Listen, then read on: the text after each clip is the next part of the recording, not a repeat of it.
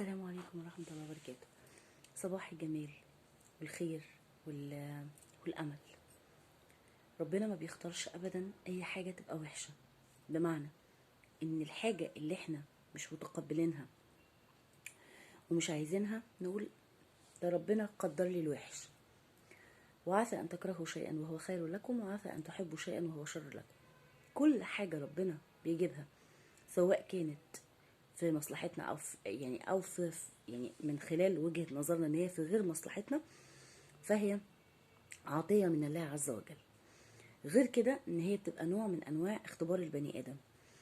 ربنا لما بيعمل حاجة بيبقى متأكد وعارف ان هيبقى ليها توابع، التوابع دي بتبقى صالحة للبني ادم ده. ربنا اكتر حد بيحب عباده، فربنا مش بيتمنى لكم الشر ابدا.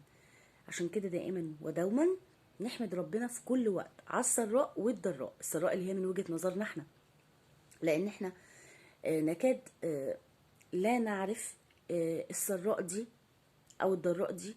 ما هي ممكن حاجة مثلا تبقى في اولها ان هي كويسة جدا وحاجة تبقى جميلة، ونتفاجئ بعد كده ان احنا جالنا المرض وجالنا وجالنا وجالنا وجالنا. عشان كده دائما ودوما نحمد الله عز وجل على كل العطايا اللي ربنا بيجيبها. اي موقف تتحط فيه قول الحمد لله. اي مشكلة او اي مثلا حاجة مثلا حصلت من ربنا ابتلاء، نقول الحمد لله، لان الله عز وجل اقرب الينا من حبل الوريد. مش محتاجة ان انا اكون بجلباب وبخمار او بنقاب عشان اقدم معلومة دينية. عادي انا لبسي كاجوال، ماشي، بلبس بنطلونات حاجات طويلة عليها، ولكن انا الحمد لله دارسة ديني، الحمد لله بحب ربنا جدا جدا جدا وفي قمة الإيمان بالله عز وجل. فأنا مش محتاجة إن أنا مثلا ألبس مثلا حاجة مثلا تأكد إن أنا مثلا لا دي شيخة مثلا أو مستشيخة أو مش عارفة إيه. مش محتاجة إن أنا أعمل الحاجات دي خالص نهائي. فالدين طالما الإنسان بيحترم نوعا ما، انا ما بينطبقش عليا، اعوذ بالله من كلمه انا والله اعلى واعلم ان انا متبرجه، ولكن ديني او ايماني بالله عز وجل اقوى من اني مثلا ماشي انا ممكن مثلا اقول ايه، البس جلباب، ممكن البس نقاب، ممكن ما اعملش باللبس ده خالص. بعتذر التليفون كل شويه يرن. فعشان كده دايما الانسان يحمد ربنا على كل شيء.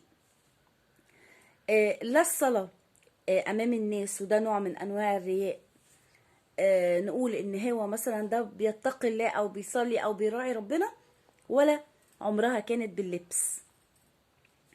المهم ده القلب. عشان كده ربنا دايما بيتعامل من منطلق القلوب.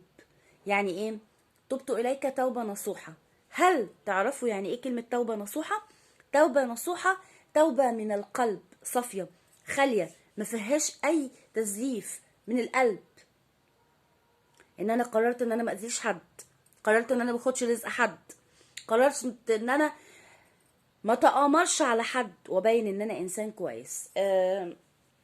في الاول والاخر الحمد لله دائما ودوما وابدا على كل شيء ربنا بيبعته للانسان. الحمد لله في السراء والضراء، الحمد لله في كل حاجه، في كل الحالات انا حمده ربنا. واهم من كل ده، احلى حاجه في الدنيا، اللهم دمها نعمه بحق لا اله الا الله، وقفه الاهل جنب بعض. وقفه الاهل جنب بعض. لو الانسان في فقر، مرض، فاضله تكه وهو يموت، وقفه اهلك جنب منك بتخليك حتى تستقبل الموت وانت في قمه السعاده. الاهل مش المقصود بيهم الزوج واهل الزوج والكلام ده. الاهل الاب، الام، الاخوات، وقفة الاهل. فالاهل دول والله والله لو انت داخل على مرض مع اهلك هتستقبل المرض ده بمنتهى التفاؤل ورحب، لان اهلك سندينك. الاهل آه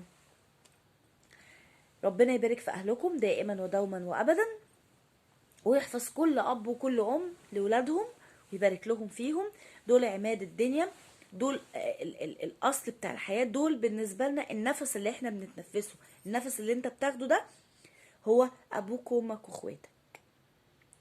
كونك تصحى من النوم الصبح وانت مطمن ان هما حوالين منك، ده في حد ذاته ده يا رب ديمها نعمه واحفظها من السوائل بحق لا اله الا الله يا رب.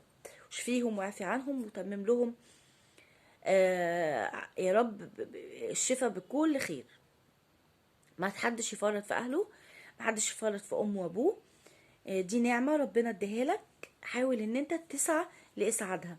مش عيب ابدا ان احنا نسعى لاسعادها، اسعوا لكده. اشوفكم ان شاء الله باذن الله في فيديو جديد، والسلام عليكم.